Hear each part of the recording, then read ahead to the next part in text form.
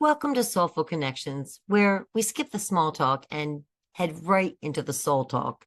I'm Amanda Solar, and each week we share the kinds of stories that remind us we're not alone. It's about being human, raw and unfiltered, just real talk. Let's connect. Connection. So, Judy, you have built an impressive career in commercial real estate lending. You've been in leadership role in corporate America for 30 years.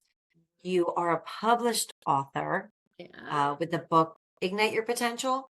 Ignite Your Potential is my first book. And actually today, my second book comes out and it's Ignite Your Leadership Legacy. Oh, I love it. I didn't even know that. So congratulations. Thank you. So before we dive into the work that you're doing now, Mhm. I kind of want to reel it back. I want to go back. I want to start Okay. early. Okay.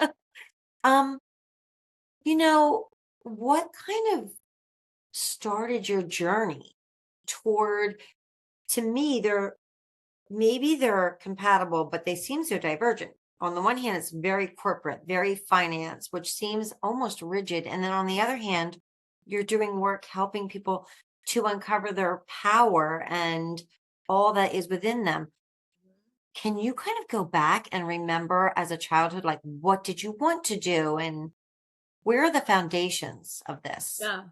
So, growing up when young and what I wanted to do was I wanted to own my own salon, believe it or not. So I grew up, I lived in Brooklyn and my dad owned a few different businesses, but his primary business was a salon. And so I was with him all the time. I'm the youngest of three. So when, my siblings were in school and then my mom went back to school when I turned 5, I was always with my dad, right? So he had his own business. So he was able to pick me up, drop me off, do whatever. So I was with him a lot. And I always said that when I got older, I wanted to own a salon, but I wanted to call it Body Works because I wanted to open something where it not just did hair, it also did facials because he did facials, but it was like this little chair and they put green stuff on your face. And then there was the nail woman going from dryer to dryer, doing someone's nails and a bucket for the pedicures. Like, this was in the 70s. So, It's um, amazing. yeah. So I always said I wanted to open a salon. It was going to be Body Works and it was going to make people feel good. Right. And I'm talking, I was 5, that was really 5, 6, 7, 8. That's sort of Wow. what my vision was. So that's what I wanted to do and what I thought I wanted to do when I was younger. Um, then when I was in my teens, and my parents were both workers, and hard workers, and I couldn't wait to work. Like I couldn't wait to get the age you get your little green card from your nurse and you could work however many hours. I think you're in middle school or something when you get that. I couldn't Yeah. wait. And I wanted to work. So, um, and then as time went on, I think it was more like my mom. My mom became a nurse, and um, my dad had businesses, and businesses do well, and businesses don't, and businesses Right. do well, and businesses don't. And when you're a nurse, you're in an industry that is like you're always needed, Yeah. right? And there's always a need, and so it was like, you know what, go to school, um, go work for a business, work hard, and they'll pay you. Like you just you Show work, up. they'll pay you. You don't have to worry about where the Yeah. money's going to come to give people their paychecks, right? So I did. I went to school and I started. I continued to work, and I was working in banking since high school. Believe it or not, Oh, yeah.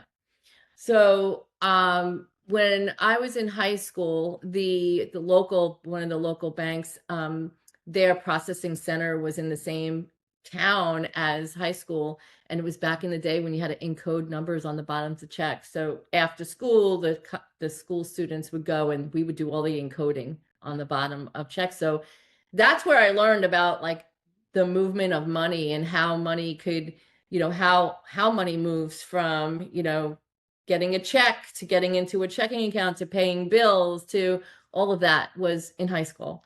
But I was going to school for architecture.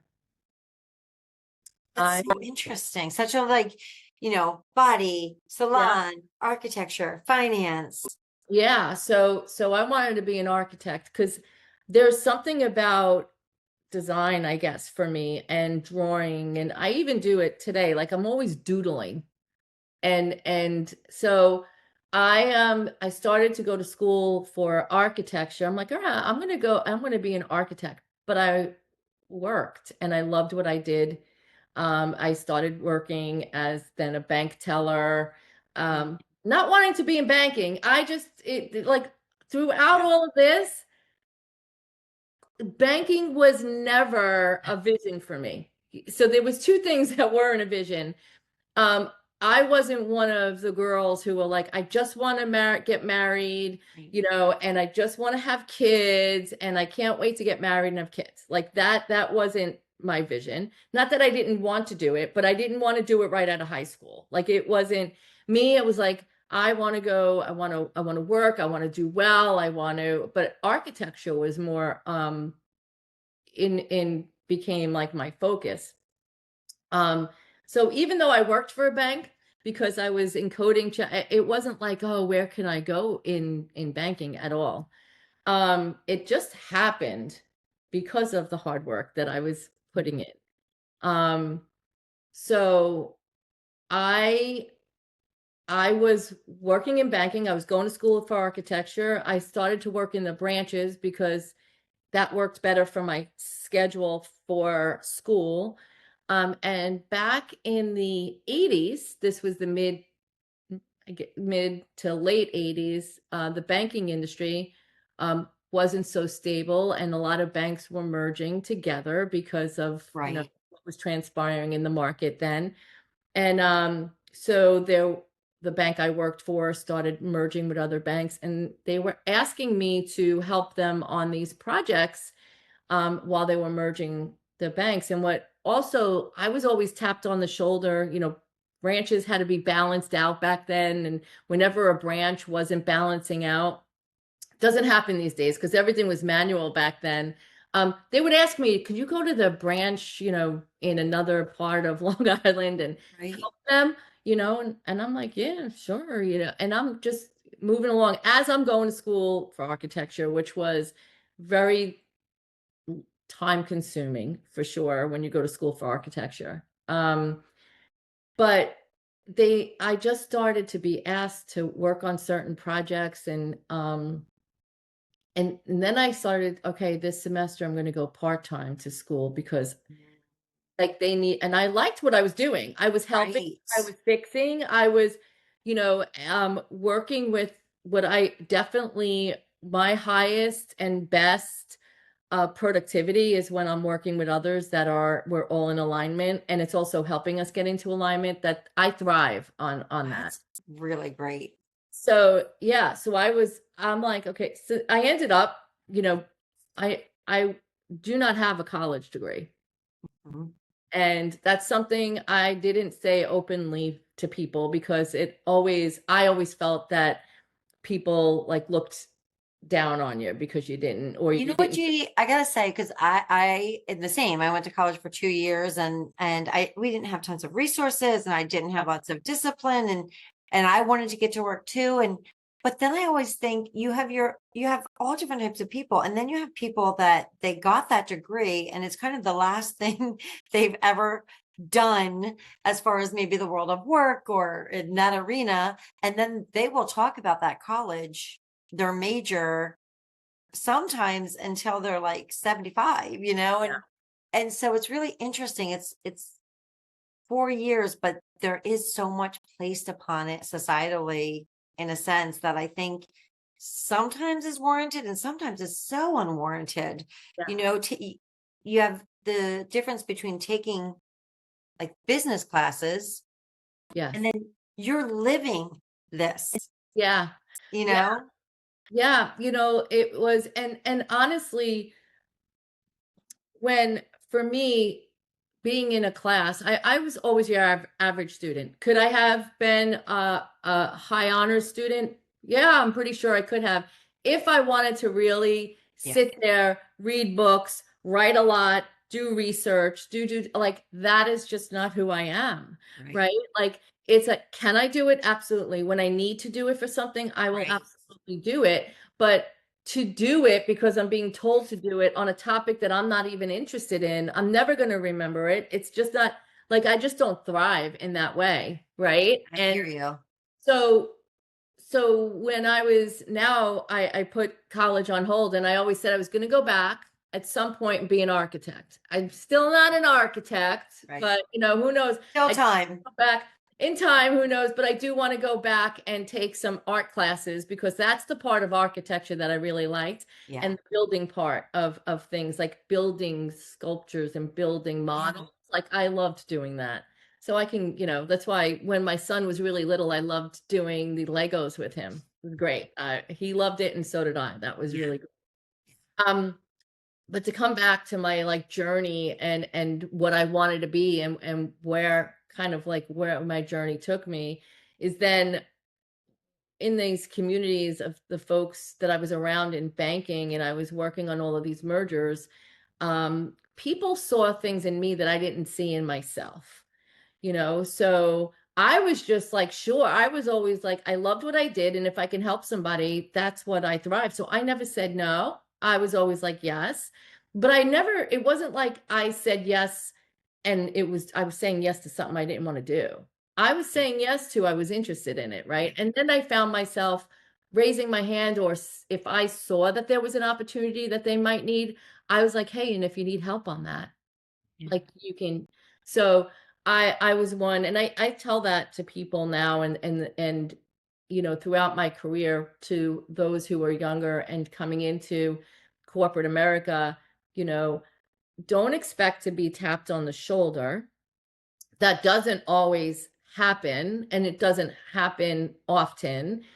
But so you have to take control, right? And you have to be proactive, and you have to raise your hand. And if you raise your hand and you're still not being looked at to join certain initiatives that you want to, then like ask like, what is it that you're looking for? That because sometimes those individuals need to be educated, you know.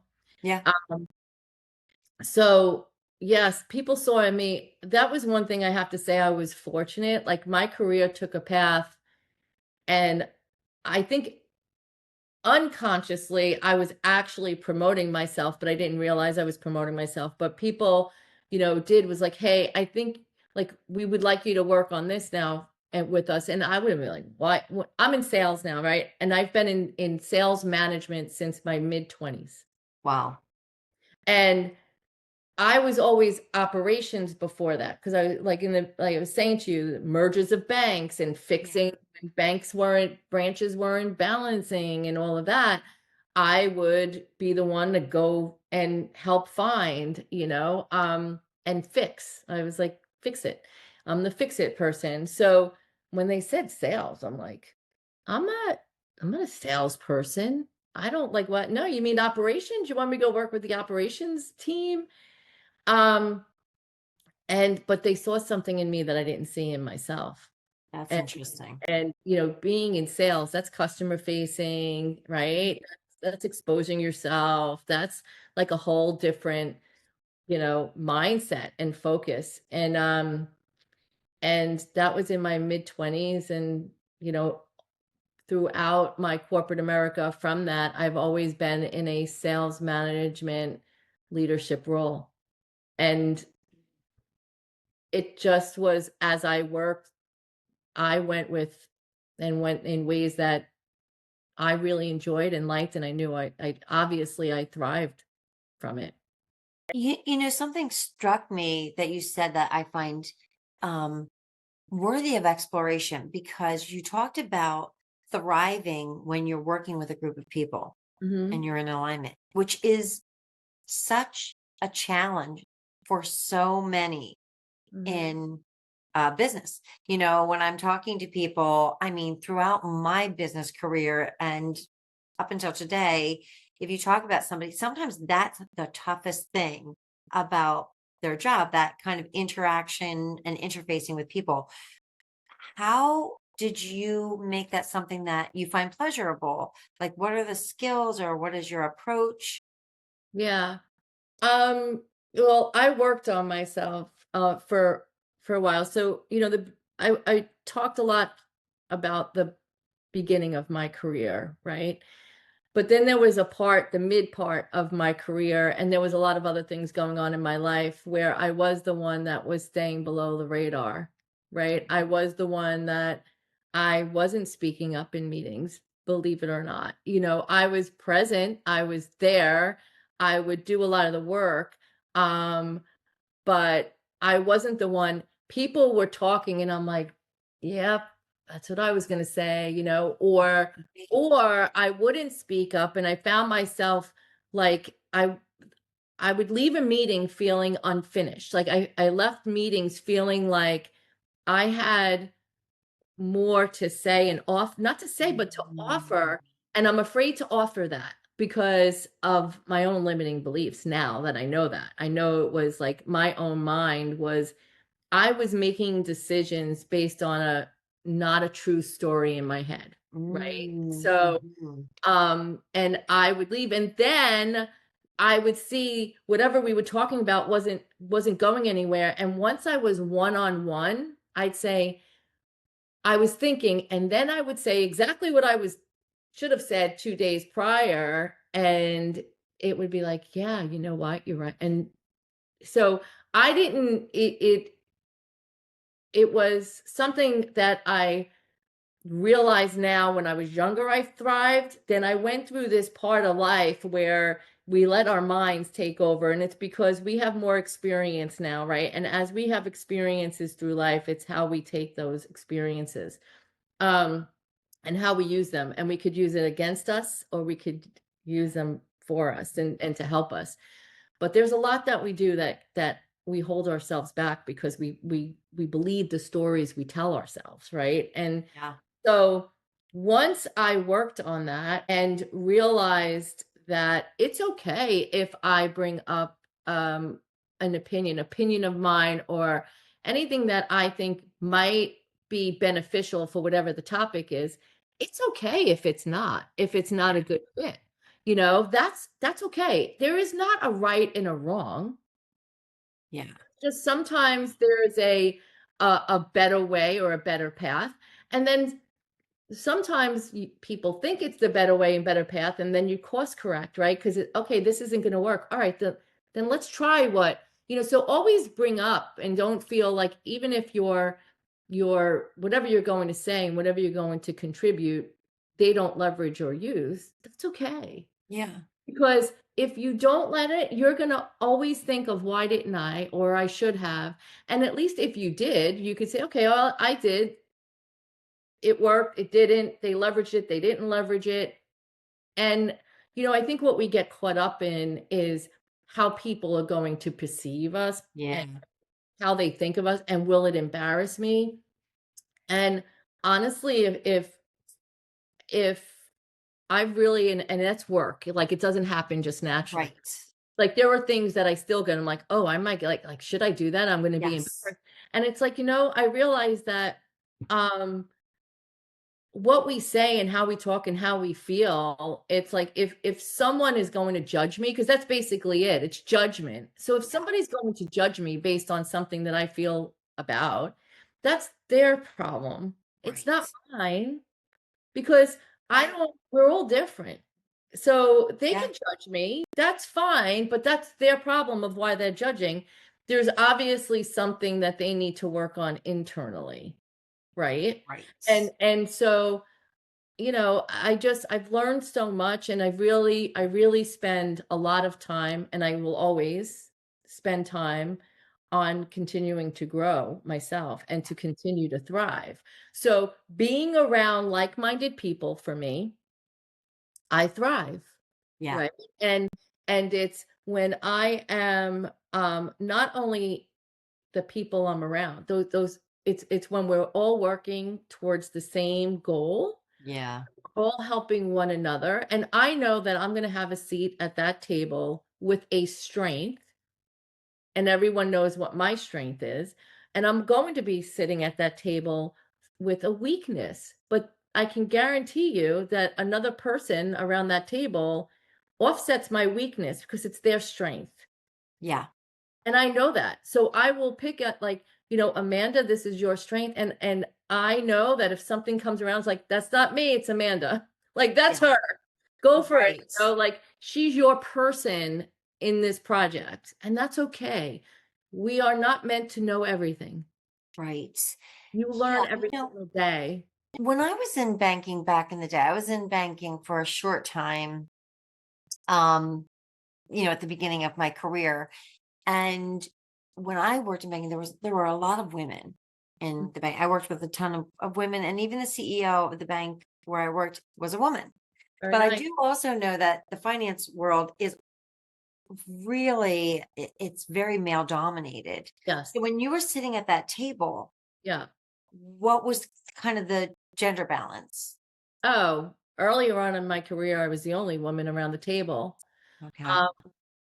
But honestly, I never felt different, Yeah. like, I always go back to it could be 2 things, right? I always say I was fortunate because I just was always around the table where I kn they the men around the table never made me, feel like I didn't belong there, you know? And I always felt fortunate that of that.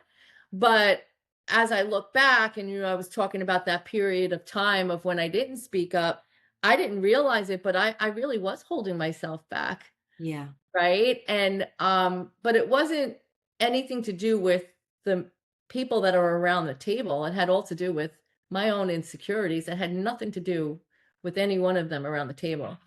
So it's really about how you carry yourself. It doesn't I'm fine with being continuing to be or there is going to be more time that I'm around the table with men. It's just is what it is in the industry, right? And it's just like if you walk into a firehouse, you're going to see more men in the fire because they're built to be firemen, right? Like, and it's okay. Like I just I never felt, but I realize now that I did probably hold back sometimes Yeah. because there was a period of time in my life and that I didn't feel worthy, I didn't feel smart enough. Yeah. I was going to work every day thinking I was going to get fired the next day. And it was, hey, they really like me as a person and that's why I'm here. But now they really need someone that really knows what they're doing. And I'm not that one. And so today's gonna be the day they're going to lay me off. Like, I lived that way for Yeah. a small period of time. Um, and it was all men that I was working with, but it had nothing to do with them being a male and me being a woman. It had all to do with my own limiting beliefs that actually was stemmed from when I was in 5th grade. Now, can you explain like what happened in fifth grade? Do you mind sharing that? No, I don't mind sharing that at all. Um So when I was younger, I talked about I lived in Brooklyn and so from kindergarten until 5th grade, I went to 3 different schools. So kindergarten and 1st grade was one school. I went to another school in 2nd grade. Finally got into the Catholic school that my parents wanted me to go to where my brother and sister have gone. Um, and that was 3rd and 4th grade. So by 4th grade, I went to 3 different schools. Wow.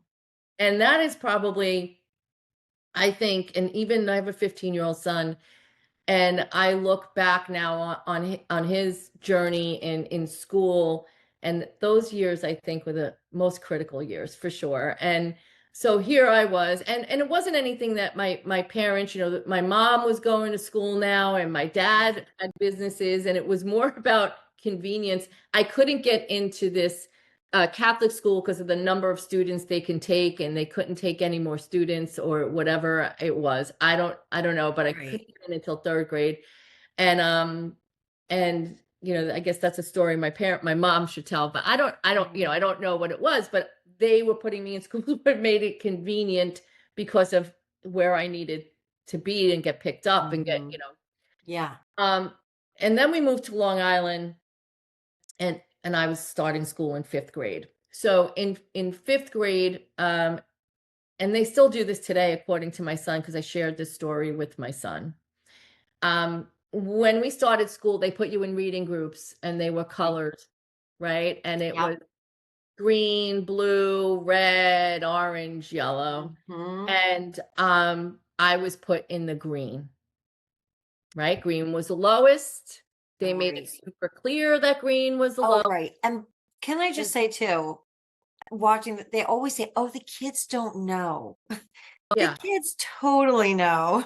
yeah. And not only, so I was in the green, Yeah. and they took all of us that were in the green, which were, just a small handful, took us out of that class during reading time and put us with another teacher, Right.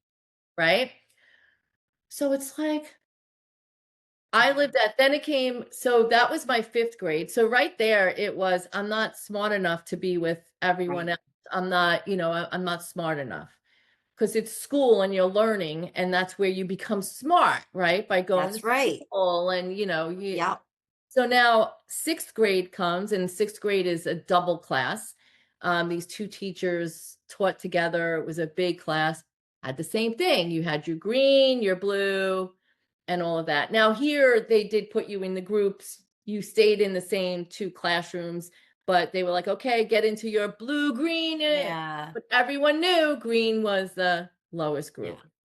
So I was in the lowest reading group, and that's where and transitioning from, you know, a new city and bouncing around in the city Yeah. and coming to the what I called the country. If you drove through Valley Stream now, it's just an extension of Queens. So it's Yeah. Yeah. like the funniest thing. But I then in my subconscious um continued life thinking I wasn't smart enough, and Yeah. others were always smarter than I was. Yeah. And so that definitely stayed with me throughout my whole life. Did And you recognize that it stemmed from that, Judy? Like, no, did you not recognize until I this? started working on why I feel the way I I feel, see. and I started to work and going deeper and going deeper and going deeper. I do Yeah. a lot of meditation, and I'm a believer in all of that. It was really about opening my mind of what was in my mind that wasn't true, but what was the one weight that was keeping it that we don't realize. Like I Yeah. didn't go through life thinking about the green reading group in 5th grade. I Right. worked on why do I feel this way about myself? Why do I feel Yes. like I'm going to get, you know, what I don't remember, Amanda, is that in 6th grade, I ended 6th grade in the orange reading group, Yeah. right? But Right. I don't, that's not what I remembered. All I remembered was I'm not smart enough because I'm in the lowest reading group. Mhm. Like Yeah. that that's what I remembered. In I'll share another part of my journey of in school. Now I always was like you're 85, and it also 85 student, and it also depended on what the class was. If I was interested in it, I did well. Math, science, Yeah. I just liked it. It was solving, it was fixing and Yeah. solving. History and English, boring for me, right? So Yeah. I was not going to do well in those classes because I had no interest in it. Right. But we all, I guess many of us go through this journey, and especially when we're teenagers or whatever. In 11th grade, I just went through this patch of, not really wanting to go to school that much. And Yeah. so I missed most of the year, and I got up every day, you know, went to school, but never walked in the doors. There were times I just hung out outside. Our Yeah. school had a beautiful park right behind it. Yep. So most of 11th grade, I didn't do. And I went to summer school. It was the first year I went to summer school. And I ended up graduating with my class. I was determined to graduate with my class. I had a lot of friends. I was very fortunate, I was friends with every different group. It was just I Mhm. loved that, I was very fortunate to grow up where I did in my high school years, I feel. And I was determined that I was going to graduate with my class in June, not in August. I was going to walk in, I was going to do all that. And I did. Like I went and I pretty much did my senior year and half of my junior year in 1 year. And That determination, that's right? incredible. Yeah. But it's like, but that I don't remember. All I remember Right. is I'm not smart enough because I'm in the lowest reading group and I'm not smart. I'm not as good as I guess I did graduate, but my friends were getting out at 12 o'clock and 1 o'clock their senior year. I'm doing a getting out at 3:05 and I'm taking a night course twice a week, and I also have a class during lunch. So like so it's because I'm not smart enough, but Yeah. now I have to work this hard. But meanwhile, that's not it. It just was The it messaging that your mind was telling you, and that, I think so much about the fact that childhood, teenhood, it's the shortest part of our life, yeah, but we spend the rest of our lives unpacking it yeah, essentially. absolutely. I don't think people realize, you know, that things are traumatic. Things that might not seem traumatic to maybe from an adult perspective are very traumatic to a kid. And I always think about the fact that these kids wake up every day and go into that school world, and then they're like, you have to be a generalist. I tell my kids, in life you can be a specialist, but Mhm. while you're going through school you have to be a generalist. And that's hard. We're not good at all things. Like you talk about the lowest, I was, the highest reading group, but I was in the Charlie Browns in first grade in math. And let me tell you something, the Charlie Browns was like not the group. No offense to Charlie Brown, but it wasn't Yeah, to be in. So it's really interesting to hear you kind of explore those messages that you're internalizing, whether they're being said or not. yes. And Judy, did you always you talked about being a meditator and kind of exploring, why am I like this? And was that always a part of who you were? No, no, it wasn't. Interesting. It wasn't at all. I always was very spiritual for sure. From that aspect, like thinking of, when you like I believe that we're here for a reason and there's a purpose, and I am very spiritual. I do feel that there is a universe that is driving us why we're here and what we do, and I just always was that way. um but as far as meditating and really learning about how the mind works and why we think, no, I believed my limiting beliefs. Yeah. I believed them. And I felt that they were like it was true. They were all Yeah. that everything that I thought was true. And it wasn't until now, fast forward, I'm in my 40s and went through a divorce, had a very young son. Later in life I had Jake, and um, you know, it wasn't until I started to after I got divorced, I started to find my identity again, right? And so I Yeah. started to do things that I kind of gravitated or I wanted to do. And I started going to, I was working out, I was starting CrossFit, I was doing all these things, but so I was around a different group of people. And I was talking about, I was nervous about something, and we were all, you know, out, and I was talking. I'm like, was nervous about the next day because I think I was going to get fired. I was going to get fired because, I don't, there's somebody better than me. And Yes. they realized that, I'm a nice person, but like, I'm going to get fired. Yeah. And they were like, what? And I'm like, yeah. And the person that I was speaking with was going through this already of like mindset, right? And Mm. so then he introduced me to that whole, environment. And then Mike Agliaro is, and I think that's how you pronounce his last name, is is who I was introduced to. And I was like talking to him and I'm going, now he helps mainly at the time when I met him, he helped service industry, people who own businesses in the service industry, and he helped them in that industry because he was in that industry himself. And I'm going, why is this person going to help me?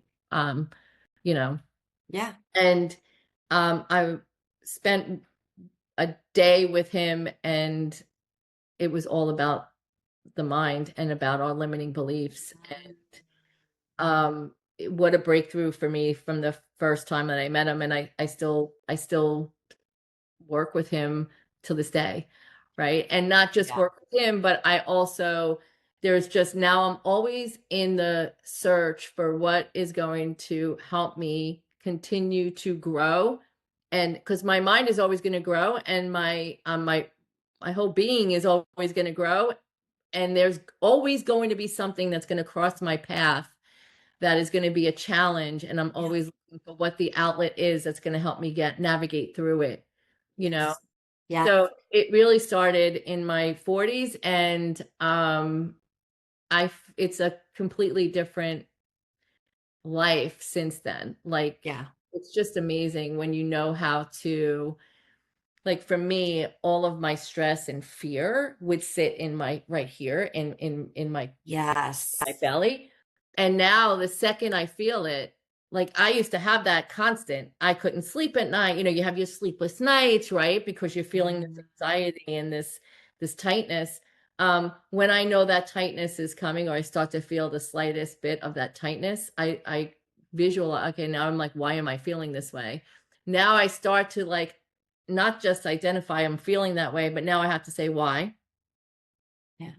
And the first thought, and it's like, really, is that why? And I just keep talking to myself until I'm like, I know the why. And once I know the why, it's easy for me to navigate through it.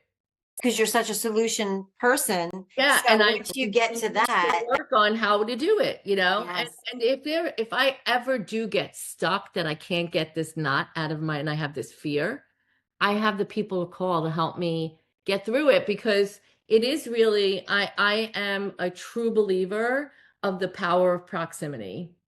Oh, I like that. That I am a true believer of that.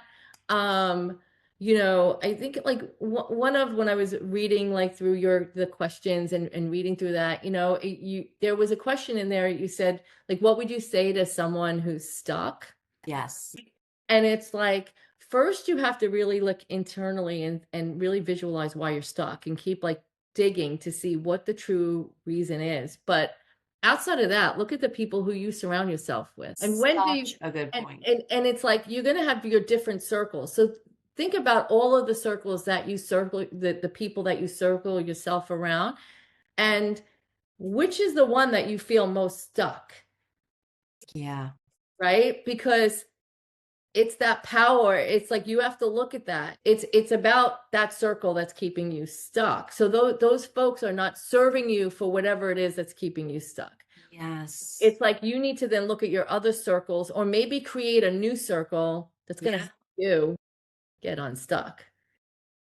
I'm so with you on that. So is it around this time that you started to think about writing your book? Or so here you are, you're in the world of finance, which you're still in. Yes. How did the book and the work that you're doing in that arena come into your life? Uh, um, so the book was from that same gentleman and his business that he has now is Food Dog is they were the ones that suggested that I write the book. But really when you turn 50, right, you start to think about what next, right? I'm in Yes. corporate America. I'm still in corporate America. Um, I've been in corporate America for 30 years, but it's like you start to think what's next, Yeah. right? At some point when you're in corporate America, you start to, you know, you I like to say you outgrow corporate America and there's like another like what is my next path? What is the Mm. next chapter of my life? And so I started to just do really dig and see like what am I most passionate about? What do I Mm. really enjoy? What thrives me and what can I do with that. And so from going through that, and that was also part of the community that I'm in. Yeah. Is my like next? So as I talk to the community that I'm in and the people I surround myself with, it's like, yeah, I've been a leader of, and not just in business, y- in life, Yeah.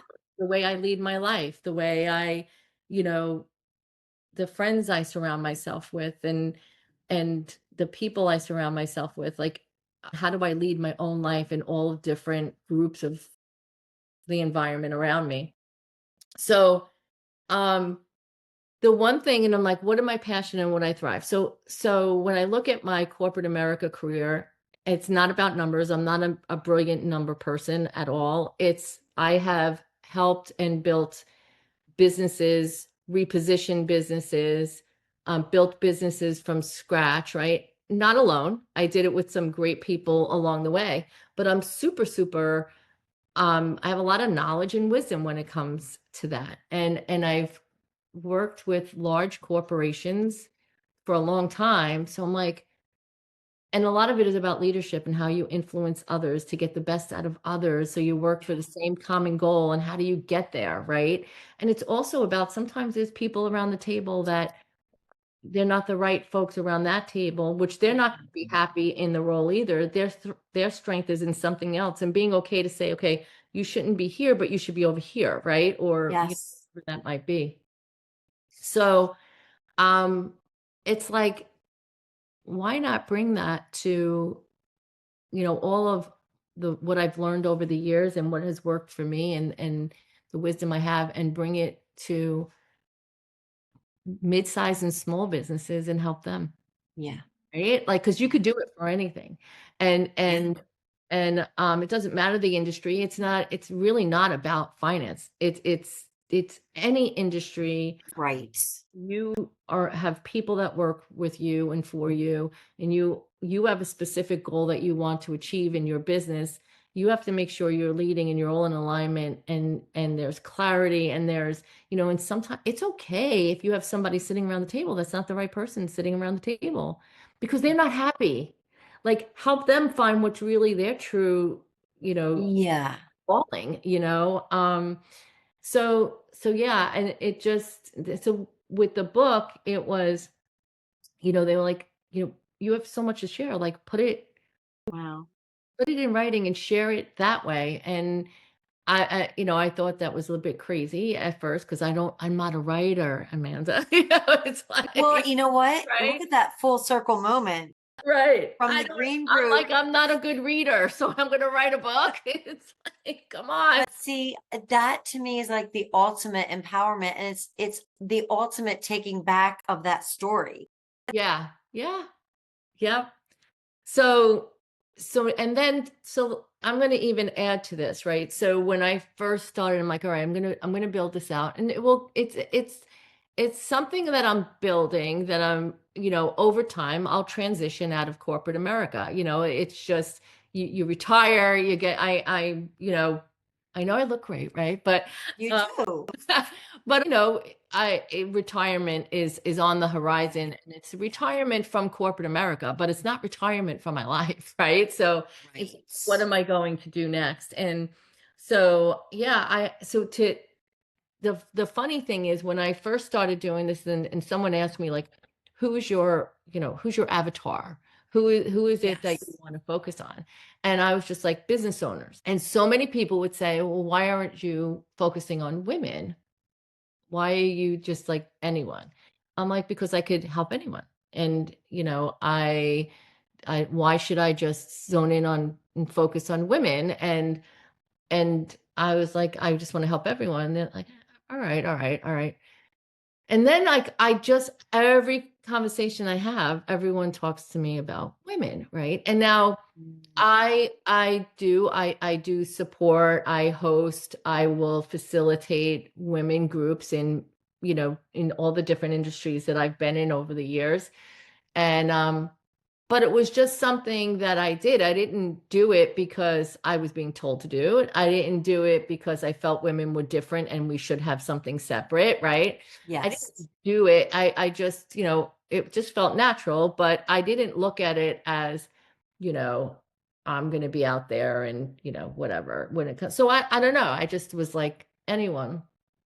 And so then somebody just kept talking to me about it one time, like really drilling, because they were like, there's something else of why you wouldn't. And then I realized that women could be cliquey. Women don't make it comfortable to um it's very women are different when it comes to supporting one another. We have a hard time helping another woman become better. And why do Like, you think that is? you know, I don't know. I mean, that's a really good question. I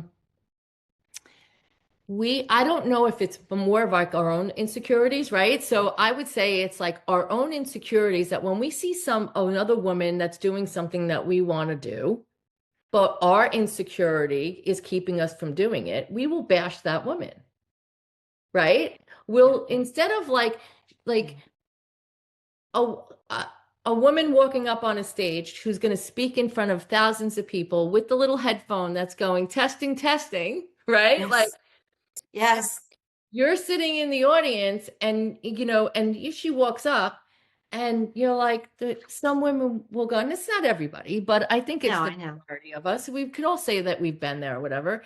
It's like we'll focus in on her shoes look funny, like, or her hair is out of place, Mhm. or it's like we start picking on her, and it's because of our own security, because actually we wish we were up there, right? Yeah. And we have a hard time. We'll listen, we'll get a nugget out of, but we're really focusing more on like judging her for being up there in a negative way, where I think men are different.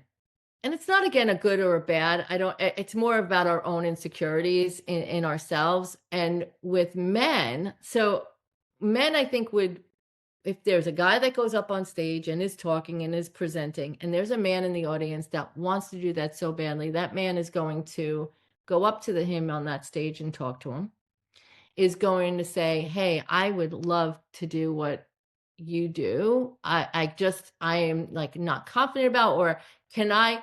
They would almost want to, they will take that person on as a mentor. They will follow them. They will find other men that are just like him and they will learn from them. Yeah.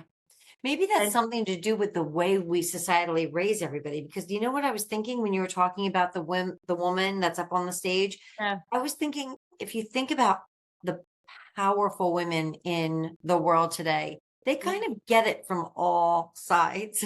Yes. A man might criticize, a woman might Yeah. criticize.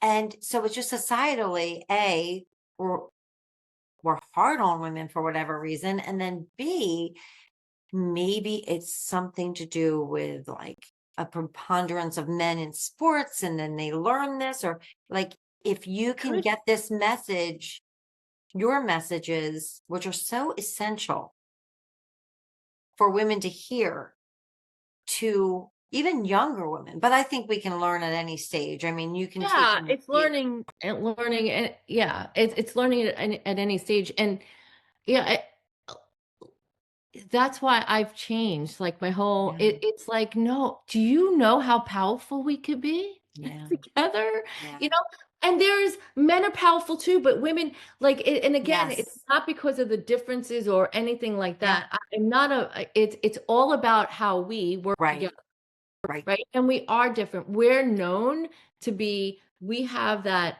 we're the comforting ones, we're the ones, the caretakers. We are known that we could juggle many things. We were built that way, right? And that's kind of what most women are. And it's like, and you could be right with the sports, right? For men are used to I'm being just, in the yeah. sport, but it makes Yeah. sense where, in society, and now there's so many women, women's sports now, and we've come a long way. So you're going to get those women are probably going to feel more confident in being Yes. inclusive and bringing other women in, and things like that. So you could be onto something there. That makes Yeah. sense But I too. love But that it is a focus because it is necessary. Because, like you said, that woman who you want to be could be your lighthouse. yeah, yeah, yeah, yeah. Yeah. Yeah, I even have, I could add to that whole, Yeah. thing when with being a girl and a boy when you're younger. Like I gave you the story about me being, I'm the youngest of three, and when we moved to Valley Stream, I was only in fifth grade, right? So it my core of like growing up, and my, most of my friends are from Valley Stream and Long Island, because I was in fifth grade. So it was a little different when you're that young. But my brother was in middle school and he was an athlete. And then my sister was in her junior year of high school. Okay. So I had no issues, with making friends and, all of that. I was in fifth grade. Also, you just seem to be naturally good at connecting. That's just something sometimes that people come with, and you seem to Yeah. have come into the world with that. Yeah. Yeah. Yeah, thank you. You're right. But yeah. So and then my brother was in middle school, right? And it he was an athlete. He played Yes. football, played hockey, Built-in community. and he had no now he left all his friends. That he had a lot of friends in Brooklyn too. He played sports, he played hockey, and he had to leave, that all of his friends and all and but he did fine, right? he Yeah. he he was fine with making friends and all that. But my sister struggled. She was in 11th grade, right? And girls are cliquey. It's Yeah. very hard. And I've been thinking a lot about it lately, because it's like, you know I think maybe girls and women are like, you have to prove to me first if I should be your friend, or prove to me if I should help you, instead of helping someone and then, maybe you're not in alignment. So trusting that person, bringing that person in first, and then maybe there isn't, like, you're not going to be that close of a friend, or maybe you're together for a reason, and then you separate because you're just not, whatever it might be, you just, don't have the same likes and wants and visions or whatever.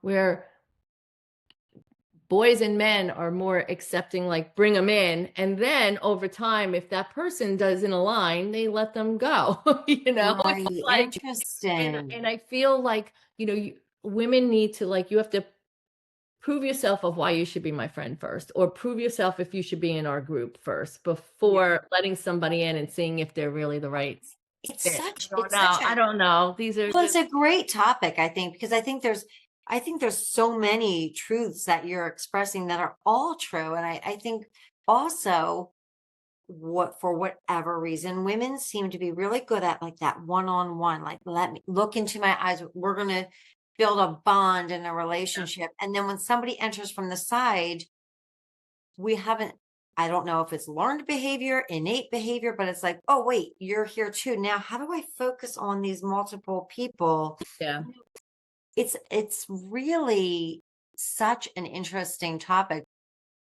But regardless of why, I think your point is that you can't really almost focus on the why. You're kind of giving women the tools to empower themselves, to look at themselves. You can't control all of those elements, but you can control your experience. And yeah, I love that it's saying, like, ignite your potential. yes, yep. I love that. So if you could sit down with anyone, could be one person, people, three people, and you're going to be sitting at, a lunch, and you're just going to have an open 3-hour conversation. And they could be dead, they could be alive, they could be famous, they could be people, who would be at that little table? Mm. Um, Definitely my grandfather, who I never met. I never met him, and he was an architect. Wow. Yeah, That just gave me chills. yeah, he owned property, like, and I'm talking, like, my mother's 86, right? So, in a time where, um, you know, there wasn't, a lot of people that were so successful, right? Yeah. He won Golden Gloves. So, Wow. I feel that I could learn so much from him because he really made something of himself at a time that was probably pretty difficult. And I do feel that he is within me. Yes. He would definitely have a seat at that table for sure. Yeah. I mean, that really does give me chills. I do feel like he is um, a part of you and Yeah. what you do in the world.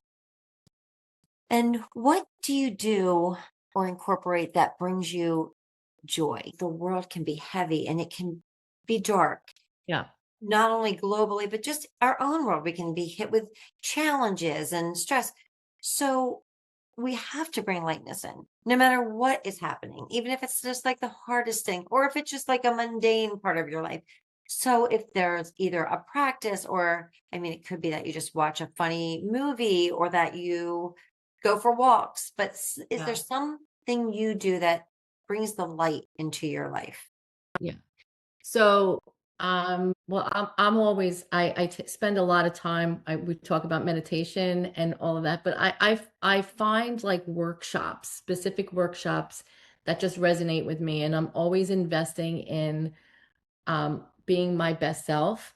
And so, finding these workshops that are around our mind and meditation, I really am very disciplined on looking and searching for those. And I'm always about change. I thrive with change. So I'll do something, and then once it's like becomes more of like, it's not part of a routine that's helping. It's a routine, right? Because Yes. it's just happening. It's just I'm not even being thinking of it, and going through the process. I look for something else because you need to have something that will like re-spark. But there's one thing that I do daily, and it's something I share often to others that well, when I give advice, is I have a morning routine, and I stick with my morning routine. And I get up a little bit earlier than I did historically. Like, so I've been doing this routine since 2000. So when I wake up in the morning and I have my routine where I make my cup of coffee, I journal. It's just part of my life. I journal in the morning, and it's not a guided journal. It's a just a regular notebook type journal. I put the date at the top, and I just write, and I write and I write and I write and I write about whatever's on my mind. I brain dump. But I always leave off with, how do I want to be throughout the day? What is it that I want to make sure happens throughout the day? Visualize my day, and there are times that I'm in my head, or I'm in a bit of a funk or whatever, and then I throw something different. Like, I'm a big Tony Robbins fan, so I have his priming podcast on my phone, that if I need priming, I'll do the priming. It's 15 minutes, right? So in the morning, I really work hard at setting my day up to be the best day that I can, and do whatever I can to make sure that that happens. You cannot depend on anybody else. The life that you want to live, you have to make sure you live it. And it's all in how you are looking inward of whatever's holding you back, and working through it. And it's not like we're so easy to blame other people of why where we are. And it's like, no, where do you want to be?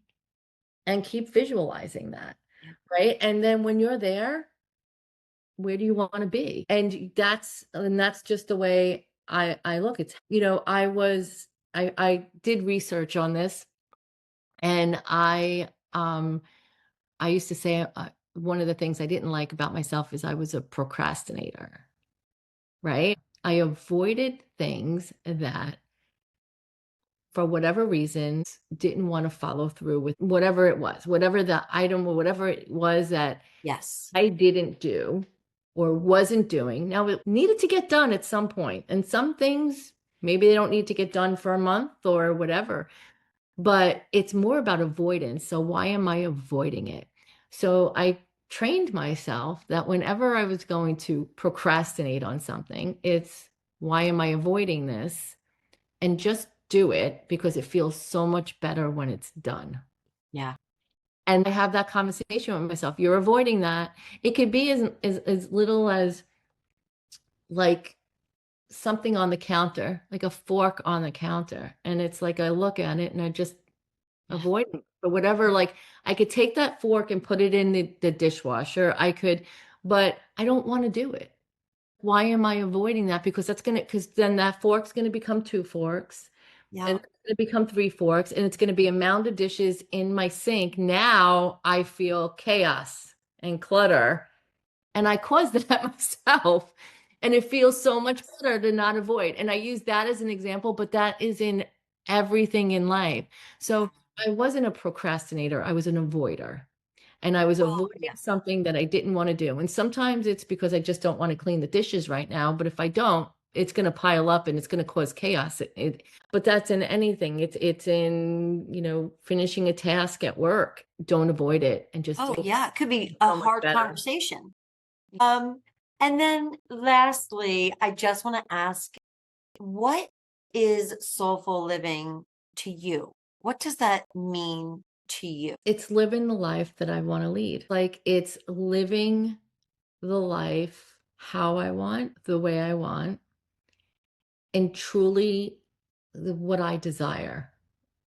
Right? It's Mm. like actually doing it because it's achievable and you could do it. It's all up to you.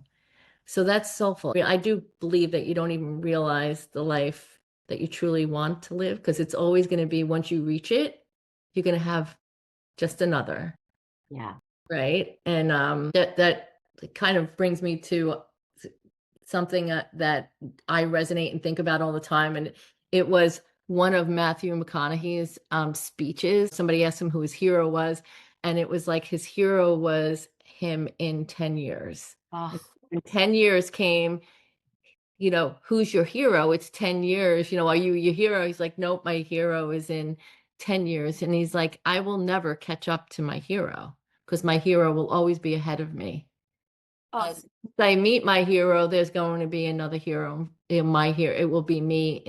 And it's like I think of that all the time because that's soulful living, right? It's because you're looking at what you want and you're going to achieve it.